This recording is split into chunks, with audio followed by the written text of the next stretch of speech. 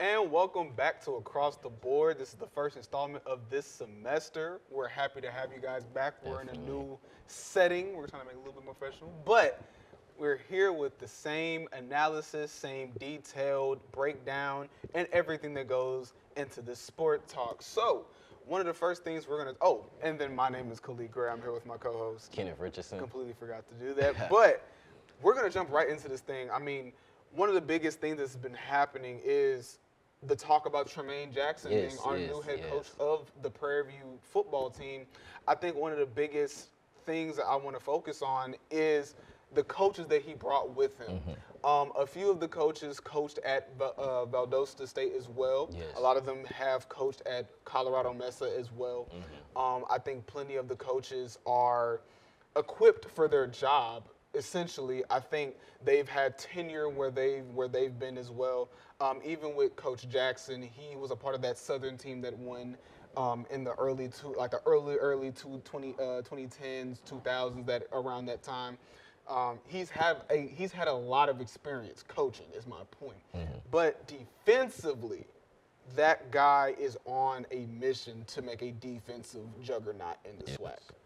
I mean, I definitely have to agree with you. I mean, he's definitely just bringing in all heavy hitters. Like, my biggest thing, obviously I spoke on earlier on Panther Sports on a couple of days ago, was about recruiting. Recruiting is definitely a big way to me because I feel as living at a HBCU, I'm seeing, we don't have all the resources to bring in top recruits. We can't pull in 5 stars every single day just like that. We don't play in a high prestigious enough conference for that, but I'm asking for better players to come from. Now we're getting a lot of things that Coach McDowell did was get a lot of transfer recruits. And there was nothing wrong with transfer recruits because you're already having established players that already have a feel of college football and how it plays. But I feel as what we need to be really focusing on is these freshmen. There's a lot of freshman talent out there that could be really just, the word I used to like to lose a lot is slept on. I mean, I know a lot of players, especially coming from where I'm from, living in Dallas, I'm always knowing these players that are well-rounded, great athletics, great academics, like they're playing really good, but they don't have a lot of D1 offers. And I tell people all the time, like, Prairie View's still a D1 school. Like, you may say, oh, y'all a little major, like, y'all, FCS, but we're still a D1 D1 school. Yes. So, I mean, there's a lot of goals for a lot of people nowadays just to play, I just want to play D1, I just want to play D1. So I feel as what we're doing with recruiting is actually good because now you're pulling in a lot of players from Valdosta State. I wouldn't be surprised to see a couple of his transfers in the fall. But, I mean, this is just how it goes. So that's definitely what I can see it as being coming. And I think one of the final things we'll speak on before we transition is Tremaine Jackson with the coaches that he brought in. A few of those coaches have coached alongside of him, but I think one thing, like I said in comment, they all have is that they're defensive minded. Plenty of these coaches are defensive minded, and a few of them, I know we have the list and we'll probably show it on camera, but if you go to Prairie View's football page, they have plenty of coaches that have not only turned the tide of their program, they've completely redefined what it meant to be a defense or to play defense. And I think going into this next year, I mean, we've already seen what Prairie View has done defensively. We had Fred Stokes Jr., our very own, come into the studio and talk to us. And when I tell you that man on the defensive line is a juggernaut, I can only imagine what changes these coaches are going to come in here and produce for our team, and we're very excited for that. Yes, sir. I'm definitely am too. So transitioning on, we have another very important NBA talk. So we're gonna focus this on really quick, and I have a few questions for you. I know you're an NBA fan just like me. De'Aaron Fox. Okay, De'Aaron Fox. A great scorer. What do you want to know? Great facilitator. Isn't a leader, but is a valuable asset offensively for anybody. Now, has he opened up trade talks on his own? No, but the Kings are shopping him as we speak. And, before we went live, we were talking about the Spurs, but Spurs is one of the top destinations for De'Aaron Fox. So just give me your thoughts on that whole trade talk as it goes. Well, I'm going to think from both perspectives. I'm going to think from the Sacramento side, and I'm going to also think from the Spurs side. Now, an addition of De'Aaron Fox would be amazing to pair with Victor Wembanyama. I mean, a speedy guard, a downhill guard that really loves to score. And you mentioned him not being a leader. Now, personally, as a basketball player, I understand the momentum to become a leader of a team. That's a lot to ask. You're now asking for everything to be blamed on you. If y'all lose, oh, he didn't play so good. If y'all win, it's because he won. But even if you don't do nothing, then they're going to still be like, oh, well, they didn't need him. He's not the leader of the team. All that, faces problems like that. A person I can really compare that to is Kawhi Leonard. Kawhi Leonard isn't a leader of the team for the Clippers. I believe the leader of the team is James Harden. Of course. He's the ball handler, primary ball handler. You know, when you think about the leaders of the team, you're primarily looking to people that are facilitating your offenses. So I understand what you're talking about. But what I can say about De'Aaron Fox and the Sacramento Kings, you have him and Sabonis at the helm of just what they are as one whole. Sabonis is a triple-double machine. Literally can do it anytime that he wants to. And De'Aaron Fox is just a scoring guard. I mean, I've been watching Fox play since I was in middle school. Yeah. He's been exactly who people say he are. He is that guy when it comes to it. So what I have to say about those trade talks, I feel the Kings can obviously feel better about themselves in those trade talks, but I feel like it wouldn't really work out because now San Antonio is going to have to give up a lot of assets. They have Steven Castle, they have Devin Vassell, Julian Champagne, they have, what's his name? Ooh, that little guard they also have. But it's just so many young players that they're building around Wemby to build up a team that's going to be obvious superstar because the sky's the limit for him. We know he's going to be okay. We know he's going to be who he says he is and who he feels like he is, and that's how it's going to be. So I feel as the Spurs do benefit from it, but you also lose a lot in the process. You're probably going to lose Chris Paul in that trade too. Not probably, you will lose Chris Paul. You will lose Chris Paul or in that you're trade. going to lose Stephon Castle, who is top running, number one for rookie of the year. Yes. So I get it, yeah. I mean, I feel like with Chris Paul and Wemby that way, his IQ is like shot up this season, definitely. I mean, he's in a little slump here and there, but people are calling 20, 25, and 12 a slump game. That's cute to me, I'm not gonna lie. 25 and 12 a slump game is crazy. It's really crazy to say that. But I feel as Sacramento can definitely benefit from this trade. I mean, they're gonna have to give away only De'Aaron Fox, probably a couple of picks, because I know San Antonio is gonna want some picks back in exchange, but that's just gonna be a big trade package for it. Yeah. And you mentioned on the top of trade, obviously we're gonna come back to trade talks. My question for you is, a lot of talk has been about Miles Turner to the Lakers.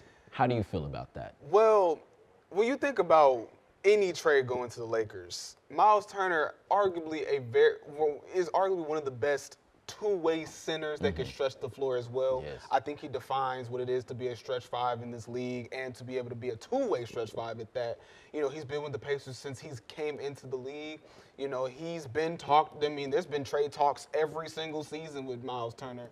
But I feel as if Miles Turner leaves and goes to the Lakers, he's going to be overshadowed by AD. And we've seen bigs go and play alongside Anthony Davis. And in some cases, it worked in the bubble. But in other cases, when you bring a ball-dominant center, not ball-dominant center, but when you bring a center that's primarily comfortable with having the ball in the low post and operating around the 15 to basket area, it doesn't work alongside Anthony Davis because Anthony Davis is a ball-dominant center or ball-dominant power forward, however you look at it. But I don't think that is a good trade per se for both teams because when you think about the longevity of Miles Turner has been in the league for a long time. Anthony Davis has been in the league for a long time. Bron has been in the league for a long time. My point is the longevity of that trade just does not make sense. I rather feel like the Pacers need to build around their roster with who they already have. Tyrese Halliburton was a great acquisition. Let's just keep that out there. He's been having a really bad season. But I don't like Tyrese. Tyrese is Tyrese, man. But I think the last thing about trade talk, I'll just wrap up the Pacers talk real quick. I don't think that trade's going to work when you think about both the systems. But my last trade talk, and we have to talk about this, Jimmy Butler. Wow. Jimmy Butler, man. And we'll keep it short and sweet, but Jimmy Butler has a lot going on with the Heat right now. And I personally feel as if that Heat organization has a lot of skeletons in the closet.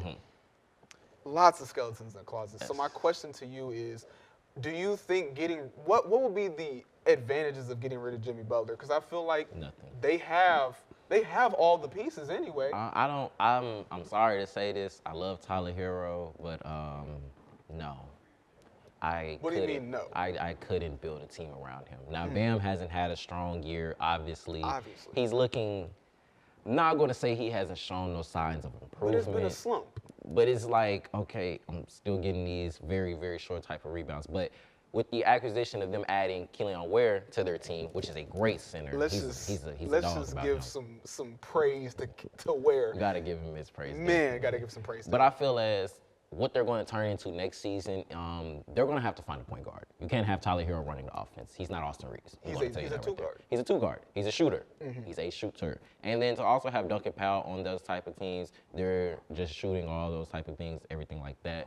But I just feel as with the Heat, them moving Jimmy Butler, they have to move Jimmy Butler. They have to. At this point, you suspended him indefinitely. They have to move him. Yeah. You can't just do that and just be feeling like that. I feel what they should do is request his trade. Wherever he wants to go, just let him go. He doesn't want to go to Sacramento. He doesn't want to go to Memphis. Fine. Perfectly fine. Hey, Warriors are in the front running to get that man. That's what the I don't people. want him That's to go what to the people are West. talking about. I don't want him to That's go to what the West people are at all. talking about. People are saying that the Warriors want Jimmy Butler. Do I think that's gonna work? No. But talking about Tyler Hero, do you think he should have been an All-Star? No. I'm going Get to into say that. Yes, I want let's to get say into this that really simply quick. because of I feel as Tyler Hero should have been an All-Star solely because of how he plays. Ooh. That's not He's not an all-star caliber player to me. Now there's some all-star caliber players In the East. sitting in the East. Of course. But now I definitely could tell that with a lot of the reserves picked, it was really showman in record. Now don't get me wrong, leading your team to a great record is showing that you're an all-star caliber player, but your play, how you're doing it, is not what so makes really you an all-star. All-Star. Yeah. And so there's two players I want to point out, both in the East, both in the West. Okay. So for the East, Tyler Hero. For the West, Sengun. Sengun is a great center. Very. Don't get me wrong. He's a But great over center. He's like a baby Sabonis, and that's why I believe Sabonis should have been picked over him. Okay. When it comes to the East now, Tyler Hero. There's a couple of guards I definitely should have seen over Tyler Hero. There's plenty. You want to So, go over the list? I want to say Tyrese Maxey, Okay. LaMelo Ball, And you're missing one more. Trae Young. Trey Young. Trey Young. And Let's just get into why Yes. we're saying Trey Young. Trey Young is having an amazing season he right leads now. the league. He leads the league in assists. Let's go back to Sabonis. He leads the league in rebounds. Yet Sengun is the one that's taking his spot. This is no discredit to Sengun at all. We're not saying that. But Domantas Sabonis is arguably the blueprint to who Alperen Sengun is. Yes. Then we want to talk about Trey Young. Tyler Hero is the blueprint. No, Trey Young was the blueprint to Tyler Hero. That's what I'm saying. We're seeing a lot of these players that model their game, not saying that they are doing it, but for those that are watching the game, they have similar play styles. Yeah. Now, when we think about these snubs, it's not just Trey Young. LaMelo is averaging 28 points on the season with 7 assists and almost 2 steals a game. Then you have Tyrese Maxey, who I feel like did not get picked up because of his team's record. And then finally, we're forgetting a key person in the West right now. Yeah. Devin Booker. Devin Booker. Devin Booker. Okay. Who do you put over Devin Booker? Now, people aren't going to like what I have to say. That's who I fine. That's personally fine. take That's off why we the have list. this show. That's good. Before who I'm going to take off that list. Now, don't get me wrong. He's played in a great, amazing season. He's obviously has had help until the Thunder's record. Jalen Williams isn't better than Devin Booker. Now, people want to probably say Devin Booker's game hasn't been so well, and he hasn't played good all the time this season. Or people want to say, oh, he hasn't really shown that all-star caliber of who he is. Are we forgetting? This is Devin Booker. It's not like his, no offense, Malik Monk or somebody like that. This is Devin Booker. This is Devin Booker, man. This is Devin Booker who we're talking about. A true scorer and a true two-guard that can really get to it. Another snub I want to say in the West is that man out of Memphis. And people are going to keep disrespecting him. They're going to have to keep disrespecting you, Josh. And you're going to have to keep proving to them over and over again. That is a walking 20 and 10. If he wants to, he's going to wake up and do it again. And when you think about the sheer excitement of how he plays, you're talking about two of the best guards in the West. Two of the guards that are leading their team right now. John Morant, I went to a Rockets game. Just a really quick testimonial. I went to a Rockets game, and I was thinking to myself, wow, John Morant, great basketball player, but I think that everybody immediately associates John Morant as a slasher. Yeah. Somebody that can't play make. Somebody that is one-dimensional offensively and is a liability on defense. I've seen it with my own eyes, how exciting it is to see this man play the game of basketball. And we're talking about the All-Star game. You want to see the best of the best play. Ja Morant is one of the best guards, one of the most Showtime-like guards in the West. Yes. Then you have Devin Booker. Now, let's talk about Jalen Williams really quick so we can bridge the gap to the reason why we're harping on him so much. Jalen Williams is a great key piece for the Thunder. And he's played amazing I think this season. the Thunder have an amazing core team. That team is arguably one of the best young teams in the league. However, this is the All-Star game. It is. We're talking about the best of the best at your position. Yes, Jalen Williams, sorry. Ooh, we need to talk about Jalen Green too. But Jalen Williams arguably isn't really a guard either. He's more of a forward. Yeah. But he's more of a 3 or a 4. But when you think about that position, the guard spot, I feel like it was wasted isn't the word. I feel like it was misused. And I feel like there's players that could have easily taken that spot. Yeah. But Tyrese Maxey, I feel like out of everybody, has been given the disservice to the max, not because of his own performance, but because of his team's performance. Yes. Joel Embiid, Paul George have not been who they were anticipated to be. We, coming into this season, we believed that the Sixers would be a powerhouse in the East. Where do they stand in the East rankings? They stand very, very, They're very not even in the play-in. Very low. They're not even in the play-in for this season. So, Tyrese Maxey, what are your thoughts on Tyrese Maxey being a snub, and what do you think contributed to him being a snub? What contributed to being him, one, being a stud, not being a stud, being snubbed, definitely I want to say record. Obviously, like you said, record. Record plays a big role. Obviously, I'm looking at Sagoon, I'm looking at Jalen Williams. Both of those are sitting 1 and 2 at the top of the West, and a hard conference also. But definitely what I want to say to it about it is definitely one thing about being snubbed is solely off of your play. They're going to try to give you all these testimonies like, oh, you didn't do that, you didn't do this, you don't play that. Well, there's another player I don't like on the East that I feel like shouldn't be in there. That's Siakam. Pascal Siakam was one of those kind of those head scratchers. Yeah. You know, I'm not saying he's a bad 4. He's a great 4 for the Pacers. That's what I'm saying. When we were talking about Miles Turner, should he leave? I don't think they should leave. They have a good core. Siakam is a great key piece. He's like a Jalen Williams in this example. Great for their team, not great enough for the All-Star game. Not an All-Star. I don't think you should not be an All-Star. The All-Star game is built for people that are All-Stars, those that are exceptionally well at their position. Not saying that there's people that can't outdo Siakam. I'm not saying Siakam isn't good at his position.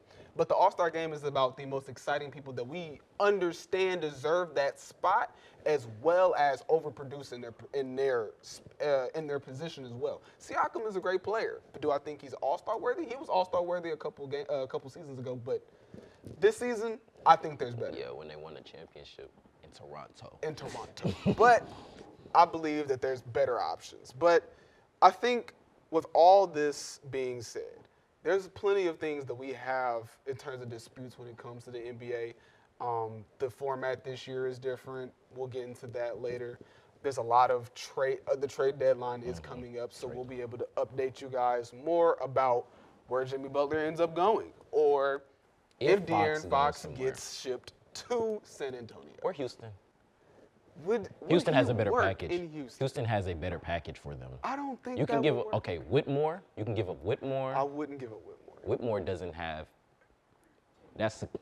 That's for another time. That's for another time. But we enjoyed you guys being here at Across the Board with Khalid Gray and Kenneth Richardson. And we had a pleasure being here. Like I said, guys, we love talking sports with you guys, and we'll be back with more live updates, data analysis, and more in-depth stories concerning things around all professional aspects of sports. Because this is Panther Sports Zone. And this is Across the Board as well. We will see you guys in the next installment of both Panther Sports Zone and Across the Board. We will see you guys later.